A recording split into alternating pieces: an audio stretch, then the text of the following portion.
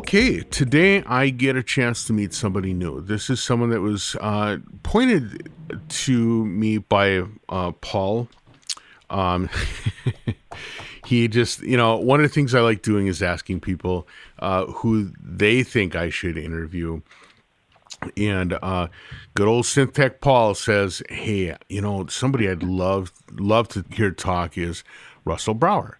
And so luckily, Facebook makes it easy to meet these people, and I reached out to him. He was open to the idea, and so with that, we now have an interview with Russell Brower. Hey, Russell, how's it going today? Greetings, Darwin. Thanks for having me. Yeah, well, thank you so much for joining the podcast. This is a real special opportunity for me because, quite frankly, for all the talk about music and tech and crap that I do, I've had relatively few people on that have worked in the game industry. So I'm really full of questions for you for this go around. But let's start off by having you talk a little bit about your work and the things that you've done that kind of identify you. Well, I have been very fortunate to have a good long career, and I always tell people I work in music and sound as a storyteller of sorts. And it's always been music and sound, but over the years I've managed to hit just about every medium of expression there is because, whenever art and technology, and especially art and commerce meet, it can be quite a dynamic situation, and one has to reinvent oneself probably more than a few times over the course of a career. So you're catching me at reinvention number 5, I think. Oh, really? What are you working on at the moment? Well, I'm still working on games, having just been, I was with Blizzard Entertainment, who makes World of Warcraft, Diablo 3, Starcraft 2, things like that, Overwatch, of course. I worked there for 12 years. Over the years, I've worked a lot in the theme park industry. That was actually where I got my start, working for Disney on Walt Disney World, Epcot Center, things like that. And I worked many years in television and even toys. So if the younger listeners around, if anyone had a Teddy Ruckspin, then you've heard my work. Oh, man, that's unreal. But I'm getting ahead of myself. Just you were asking, where all this started for me. And I definitely have to tip the hat to my father, who he was many things, but a couple of them where he was an audiophile, and so he had the house wired for sound at an age that none of my friends had anything like that. So I'd say my entire really young life from infancy, he had a speaker wired in near the head of my crib and later my bed, and every night as I went to sleep, he plied me with soundtracks, great movie soundtracks, classical music, and I think the common thread, it was all music that painted a clear picture. You'd hear a few notes and it's like, wow, this is Pirates on the High Seas, or this is a romantic moment, or a moment of great reflection, or something like that. And I was drawn to music like that. He was giving me an education I didn't know about, didn't suspect, and that's probably why it took over many years. He was also a natural musician, although he never really did anything with it. His trade was he was a school teacher, and a very excellent one. He taught all different grade levels, and he did teach some music, but just from a general overview and appreciation perspective. I see. But there's definitely something in the genes there. So thanks, Dad. I appreciate that. So first of all, having an audiophile for a father is really cool because not only would you have been exposed to a lot of music and very specific music, but let's face it, all audiophiles are kind of gearheads as well, right? Did you kind of grow up around a lot of gear in the house? Absolutely. He always had a nice stereo turntable. And again, the house completely wired for sound. Mm-hmm. And he had a reel-to-reel tape. And so he was making what we would today call mixtapes before I was old enough to remember. And that's essentially what he was playing me every night was his greatest hits from his record collection. And, you would have been really young, but I'm sure you have had a chance to listen to it since then. What were some of the tunes that were on on these tapes that were super influential to you? A couple that were really important. I remember he played the Grand Canyon Suite by Gruffet, which was written early in the 20th century. People tend to know the one movement called On the Trail, which sounds like a burro or Right. a donkey working its way down the trail, and but it paints an interesting and very definite picture in your mind when you listen to it. And so that and the other movements, Sunset, it completely works. You can see all the colors when you listen to this music. There was another score by Morton Gould from an old Circa-Rama film, I believe it was, called Windjammer, a story about tall ships or a particular tall ship. This music was both instrumentally, and then later they had like the sailors singing in a chorus and a sea shanty sort of vibe. And again, this was very iconic to me. I didn't know what it was for at the time, literally, but I knew what it was meant for. I knew the story it painted in my head, and it was actually probably 40 years before I actually saw the movie, but I never forgot it. And there were countless examples of these, and I would ask him what the things were from, and he would tell me the composer or the artist, whoever it was. And eventually I began checking miniature scores out from the library in Glendale, where I grew up, and I would follow along in these miniature scores, and that's how I learned to read music. Was I'd hear something in the orchestra, and then I would try to make sense of that on the page as to whatever was written there in the orchestration that would cause that effect. The last two bars just sounded like the sun blossoming over the horizon at sunrise. Right. And how did he do that? So it was all there in the score, and I eventually, in a kind of a backwards reverse engineering way, I learned to read music. And then later I was in choirs in school, and that's where I got a little bit of discipline and things like that. But I'm mostly self-taught, and through the indirect lessons from my father and direct lessons from choir teachers and things like that. But yeah, no formal training. Yeah, it's interesting you mentioned these miniature scores. My wife for a while was was buying books from estates and stuff. And one of the estates that she got had a batch of these. I had never really heard of them before.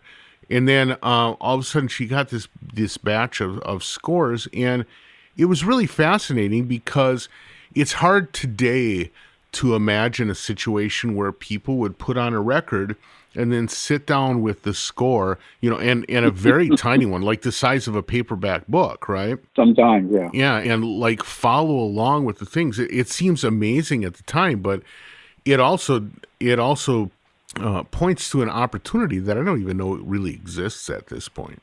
Again, I didn't take music in the formal way that most of my colleagues have, but I did come out of my educational and growing up experience with a couple of opinions, and one of them is that whenever I did have an exposure to musical training in school, it didn't take with me, and I felt, in retrospect, the reason was that they would start with theory and circle of fifths and all this stuff that, in a vacuum, without any context, it was just memorization, and it didn't really have any meaning, and it became instantly pretty sleep-inducing for me. So, but much later, when I, through my own unnecessary level of struggling, because I was reinventing the wheel without any proper training, but still, over time, as I learned and made music, and as I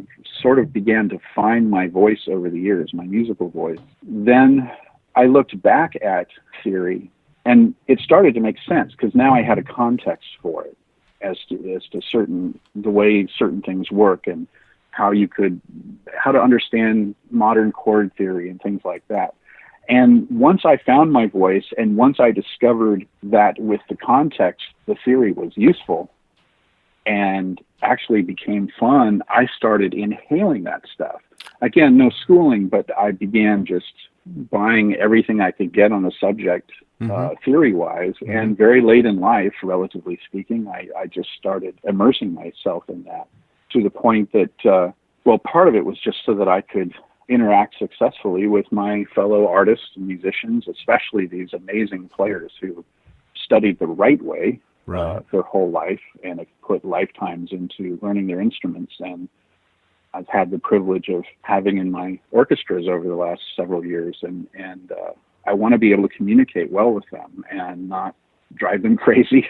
Sure. and together put together the best possible musical experience. So I came about it kind of backwards, but I came away with this thought that, and maybe they're doing it now, but I feel like in school they ought to let kids, encourage them to start writing immediately. Because I think if you start composing even simple things right off the bat, then there's a reason for the theory. It starts to make sense.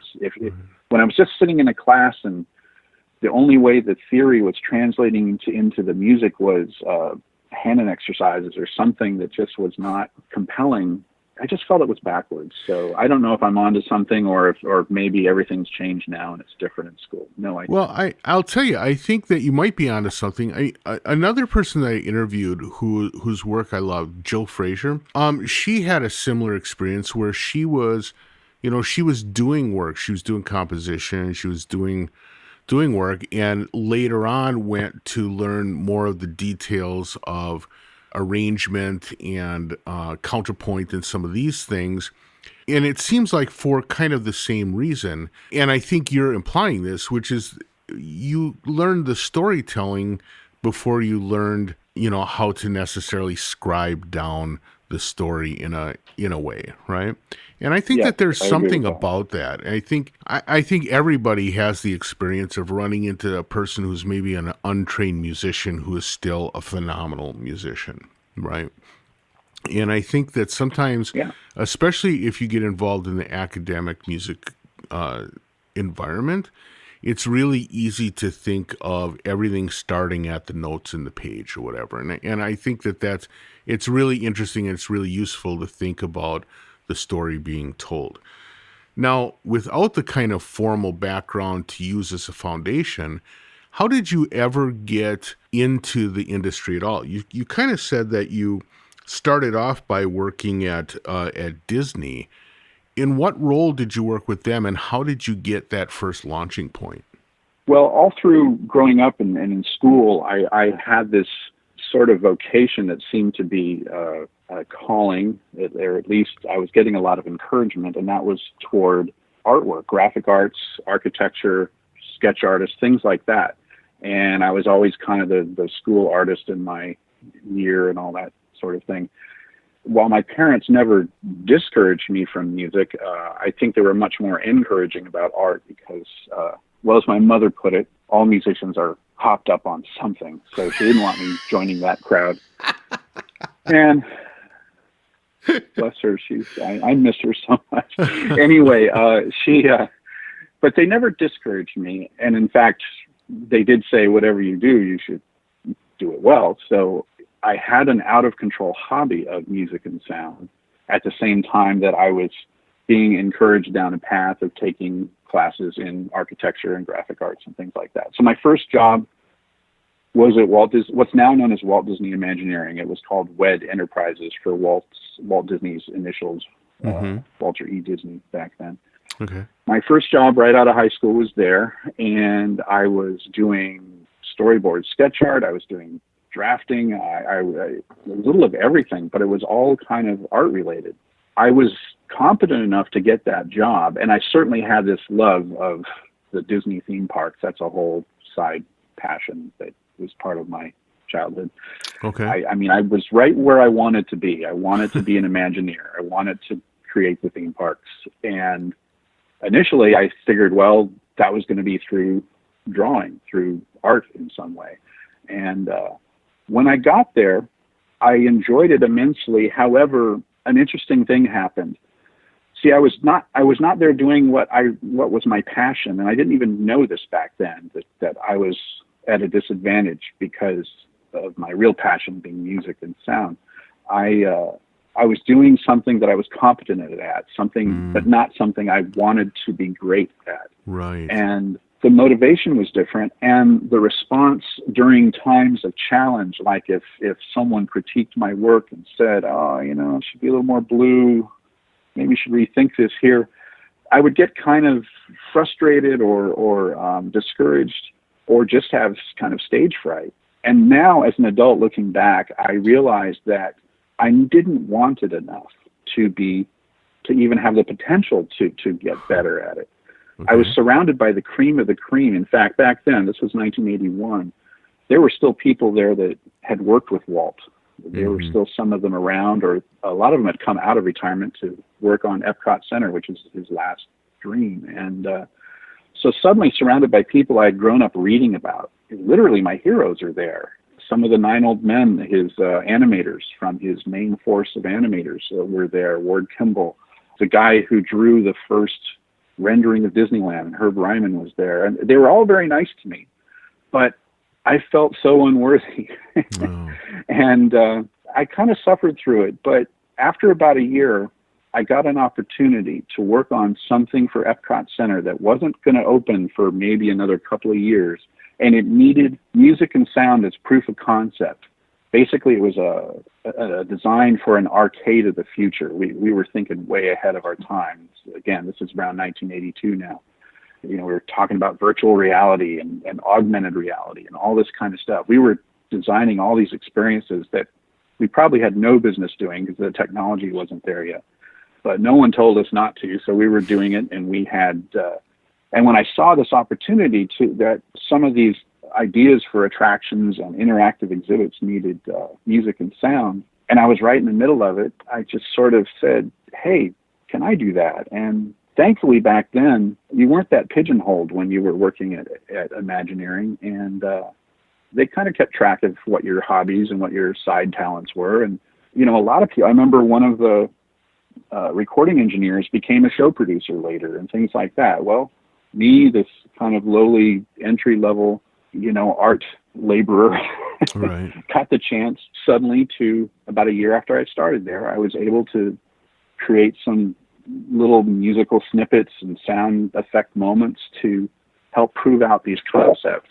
And I tell you, the minute I started getting paid to do what I really loved, well, for one thing, I really woke up and realized how much I really loved it. Yeah. And two, it's the platitude that everyone says to you: follow your passion, do what you love. It's absolutely true. And I'm very fortunate that epiphany happened when I was, 19 and not when I was 40. So sure. I kind of laid the pencil down. I picked it up a few more times before I put it down completely. But from that point on, everything I've done since then has been involved with music and sound. And so I was suddenly a professional. I was getting paid to do that work. And I was getting to do it at a very top drawer place at Walt Disney Imagineering. So I suppose just with the kind of energy built out of some early success and just excitement over what I was working on, I went for the next 20 years just flew by, and I worked on the Disney stuff. I worked on television, you name it. Just the Teddy Ruckspin thing happened then. I produced all the tapes that went up his backside so he could tell you stories. And yeah, as far as how did I learn to function, there's nothing like on-the-job training and nothing like working at the feet of masters. Right. There's an amazing composer named George Wilkins who was musical director for Imagineering at that time, and he ended up working on Teddy Ruckspin as well and wrote pretty much, all the music for Teddy Ruckspin. And being the person who was there helping make those recording sessions happen and creating the sound effects, and I ended up programming a lot of the synthesizer sounds and things like that, working with the bands and working with the recording process. This was better than any school I could have ever had, and he really taught me a lot and ended up giving me my first break musically later on, writing. Well, at that time frame, though, too, you would have been, you literally would have been dropped into the surf as everything was changing and then changing again and then changing again. I mean, like the very first sound and music gigs that you were doing with Imagineering. I mean, were you doing sound effects or were you doing music cues or a little of both? I did both. Basically, the reason I got away with this was the real sound department was still in Florida working the last bugs out of Epcot Center that had just opened.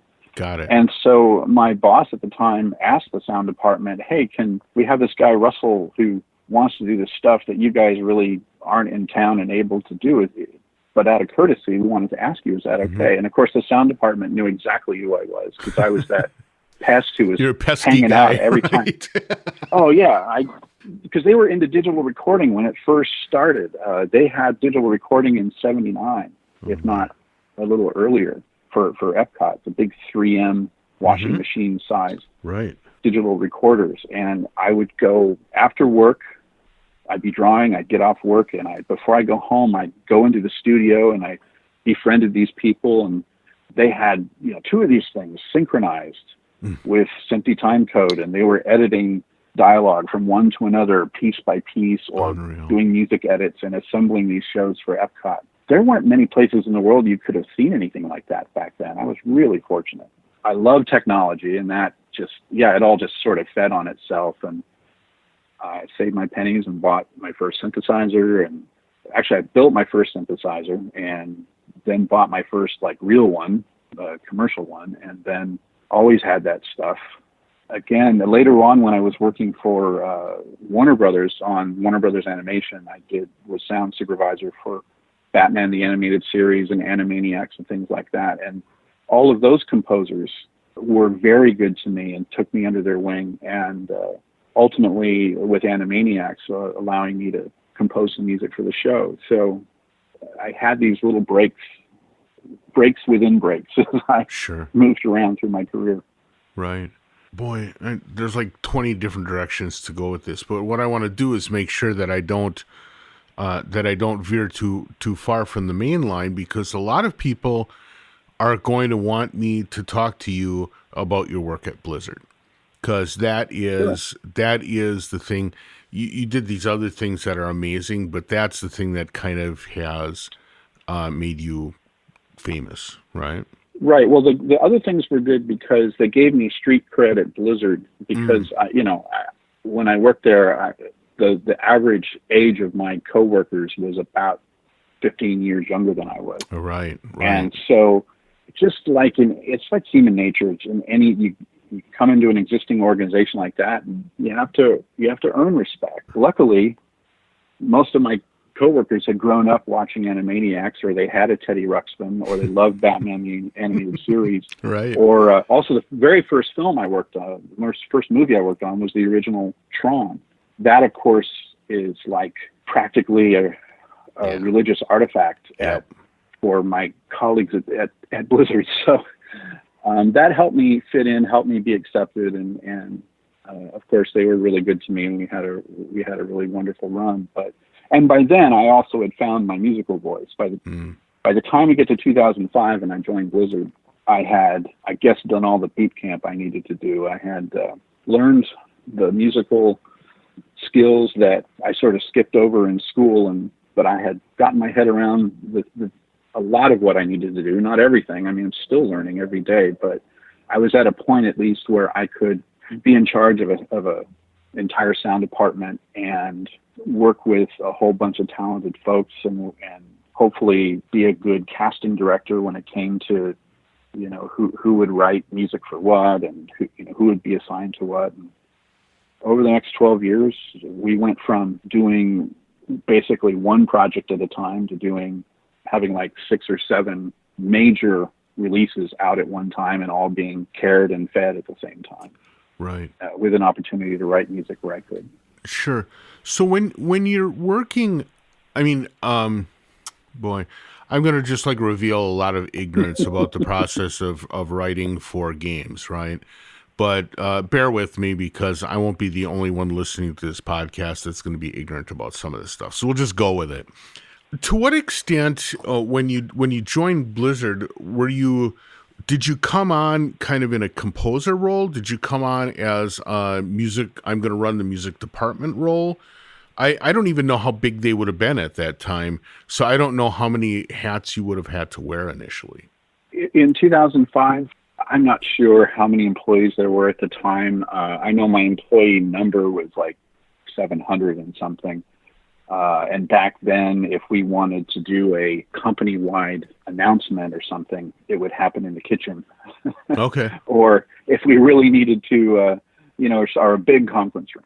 And, or if we really needed to talk to everyone, maybe for a quarterly thing where all the different teams would reveal what they're doing to all the other teams, we would hold that in a larger space, like, so we had rented a movie theater a few times, things like that. Well, right. by the time I left, there were more like 5,000 employees worldwide, and if we wanted to talk to everyone, it would be several movie theaters all linked together and simulcast to all the different rooms, and with time delays to different parts of the world and everything. But so it was a much smaller company when I started, and I began as the director of the sound department. So yeah, it was all aspects of sound were under my just day-to-day watch and influence, and I was basically charged with building a team. They had a team, but for reasons that I was not around for, it had grown and shrunk and grown and shrunk again, and when I arrived, it was small. It was like 2 people, and I became the third, and we ended up by the time I left, the sound team was just about 50 people exactly. Oh, wow. We had to scale up to do all these things at once. So my job, I think, was primarily to build a team and to create an environment where all these people could safely be their best creative folks they could be. What I did to stay vital and be in the trenches with everyone is I kept writing music. I stopped doing sound design quite a few years ago. Now the one hands-on thing I still do is music. So for a while I would act as sort of a musical director for each project, but as we got bigger, I would hand those off as well. And the one project I kept writing music for without fail was World of Warcraft. It just sort of fit my sensibilities, I think. And at that point, working in games is not that much different from film and television and things like that. I mean, storytelling is storytelling in my mind. And the way the cues are divided up, the number of cues and the length they are, and some of the technical reasons they are the length they are, or whether they loop or not. Those are very specific issues that come up in games.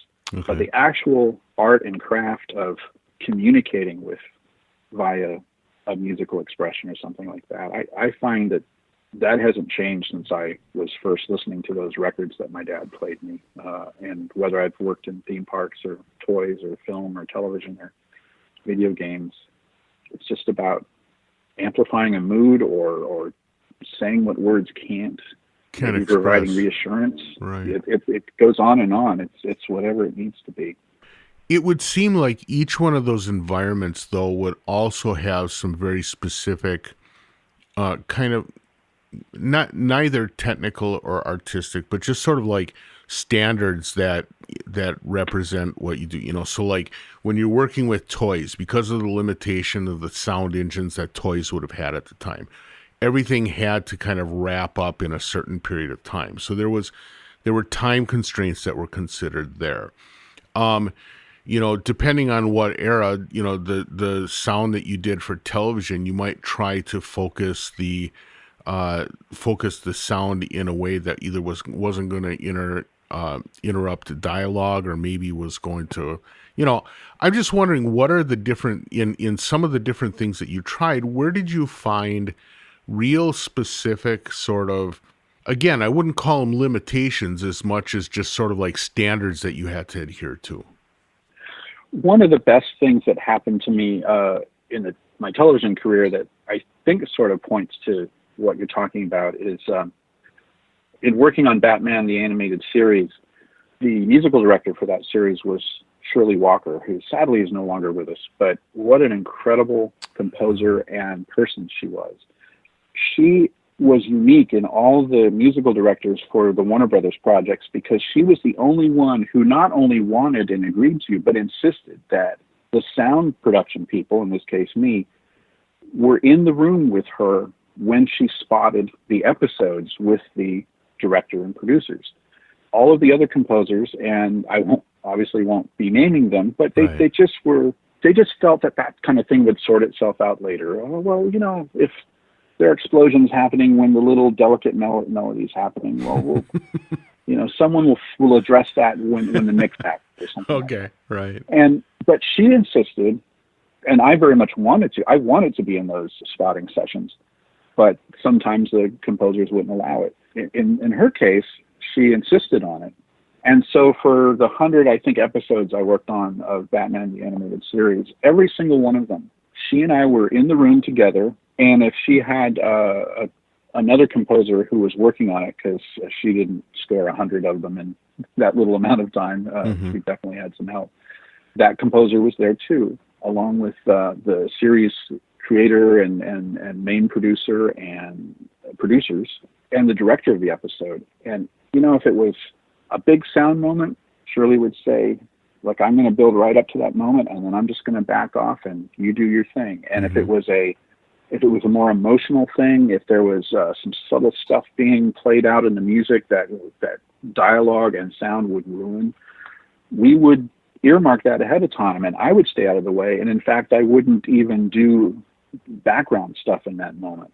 This wasn't like I'd worked on a TV series years ago called 30 something, and off stage there was always, even during big conversations, you'd hear like the neighbor would come home and the dog would bark on the porch as the engine of the car drove up, and you'd hear the doors open and shut, and you'd hear the tags on the dog jingle as his head got patted, and then someone would walk away and go home. And the producers loved all this backstory that had nothing to do with it. It just sort of painted this urban picture. Right.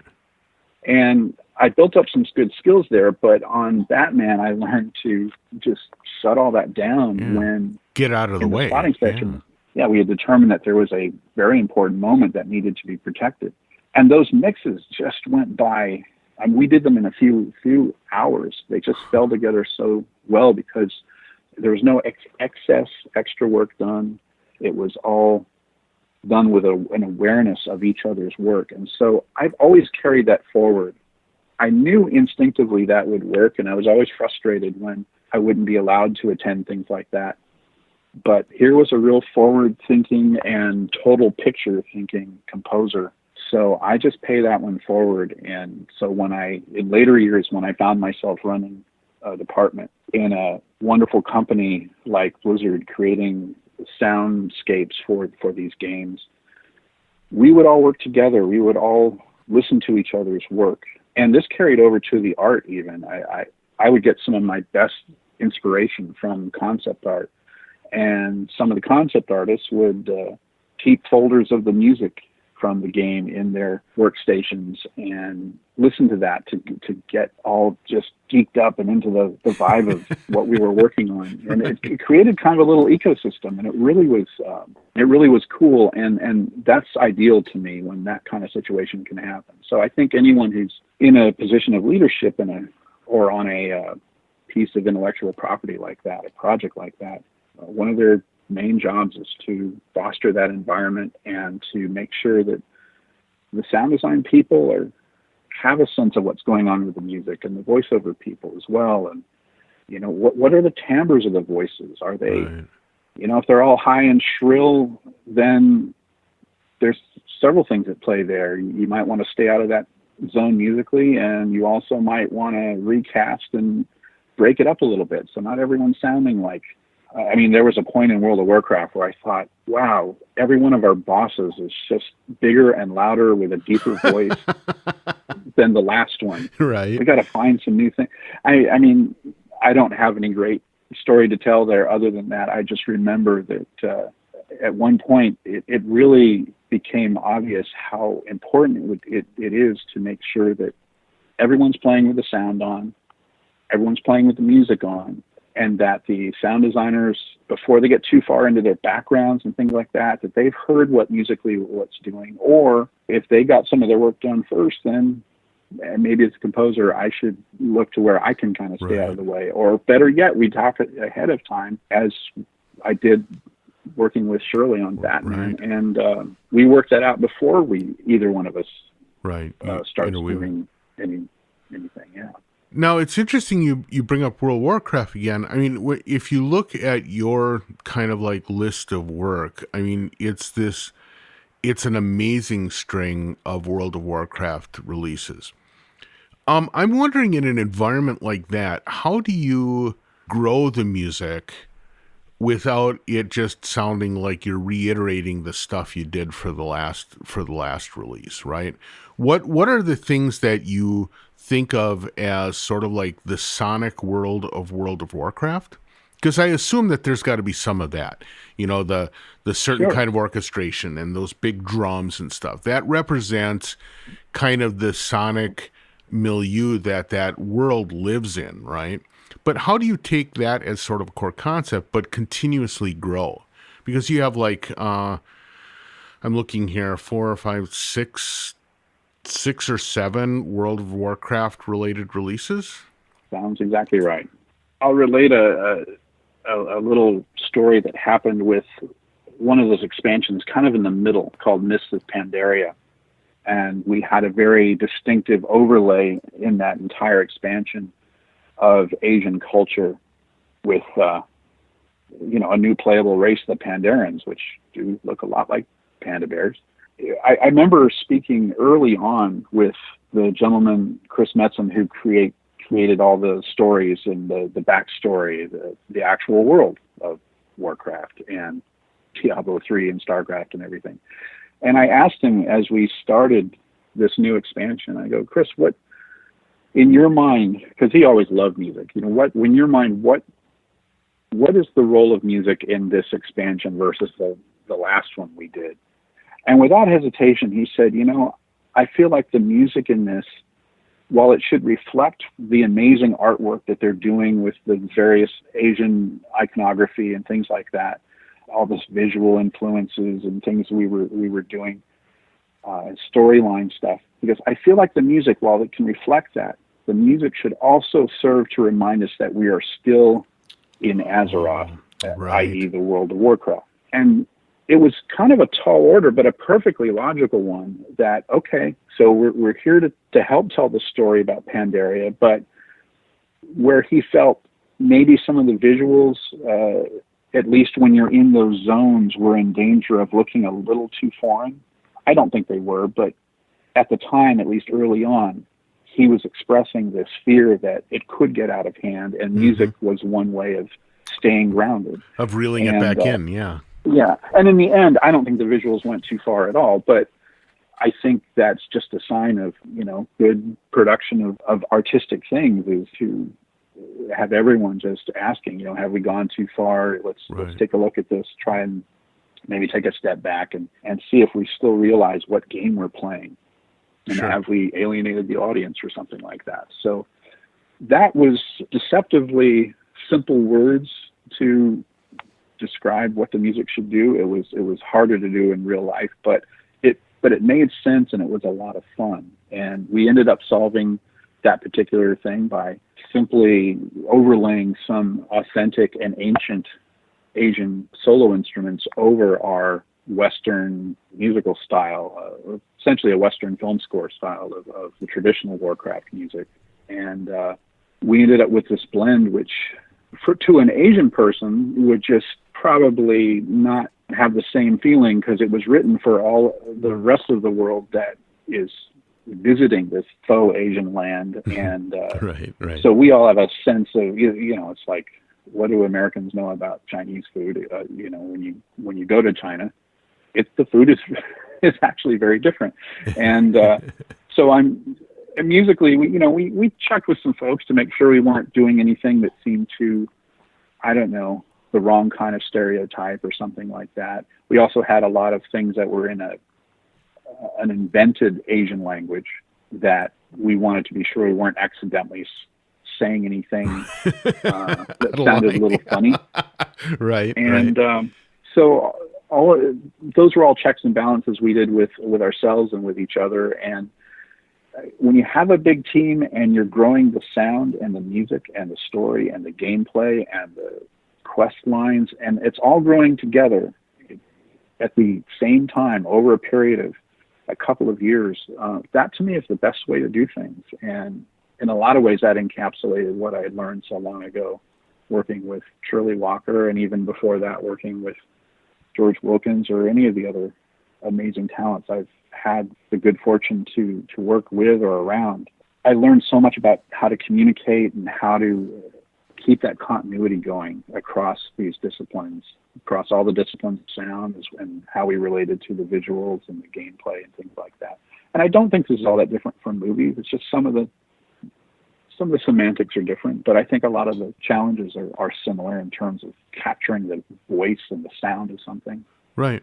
And also, though, like movie music, this work is starting to get played in kind of live concert environments. I know just from looking at your Facebook page, you know, it looks like there was this video game live thing where you were out there leading the troops into a live performance. It's able to make that leap probably because the storytelling part of the music goes along with the storytelling part of the game, and then therefore it resonates with the listeners in a very deep way. I think so. We've all had songs or things like that became the soundtrack to our life at some particular moment, whether you were falling in love at that time or going through a great trial or a loss or something. Whatever music was in your life at that time sort of imprinted and became part of your very, very emotional outlook on things. Mm-hmm. And I think games are the same way. And as Tommy Tallarico, the head of Video Games Live, once said very accurately, I think, in terms of games, it's not only the soundtrack to your life, it's more literally the soundtrack to your life, because when you're in the game, you're the hero, and the music is extensively there to support what's happening to you. So it's not there in support of Jason Bourne or Darth Vader or Luke Skywalker or anyone like that. It's there to support what you're doing with your character. So in some ways, it could be theorized that people bond with game music on an entirely new level that has not been experienced before, except maybe in the more social situations, like when the right piece of music's playing, maybe, as I said, when you're going through something important in your life, like either an important relationship or a very important loss or something like that, then that music is definitely not going with what it was originally created for. You know, the music came out of some film, or it was just a song or something that was on the radio, happened to be on the radio at the time, but because it fell into your life in the context of that moment, it suddenly was imbued with new and much more important meaning for you. And I think this happens very regularly in games because of the fact that you're playing them and you're accomplishing really cool things sometimes in there. So you're having experiences there, right? Yeah. Man, our time is. I can't believe our time is already up. But before you go, I have to ask. You know, I just mentioned the thing about doing live performances. And the work that you've done, the work that you're known for throughout your career, has all been kind of a studio practice, right? Whether it's sound design or it's composition or all these kind of things, it's very much a studio orientation. How difficult was it for you to get in front of an orchestra in Beijing and lead a performance of your music? How hard was that? How weird was that for you? Well, if you had told me, if you could go back to the high school version of me and told me that someday I would be doing that, I would have said you were nuts. Because I was really shy growing up, but now I realize that while I'm no longer shy, I'm still and always have been quite introverted. And as an adult, I realize those are two different things. Right. And I'm still quite introverted. I'm an only child. I'm very much solitude and is something that I treasure when I can get it and things like that. But I did lose the shyness, and also I fortunately was able to gain the skill sets I needed.